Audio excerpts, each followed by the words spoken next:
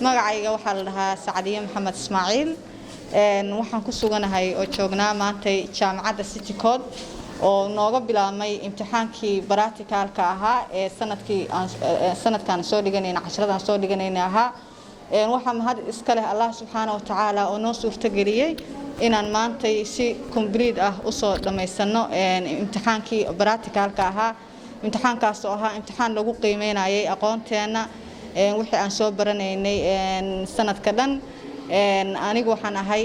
midwife semester 2 baan ahay waxaan aad iyo aad ugu faraxsanahay in aan ma aragtay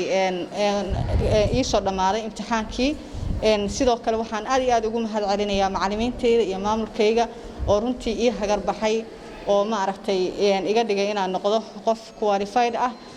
qof skillskeedu yahay high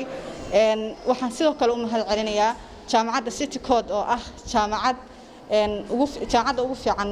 jaamacadaha magaalada Boosaaso oo runtii waxay caan ku tahay practicalkeedu inuu yahay high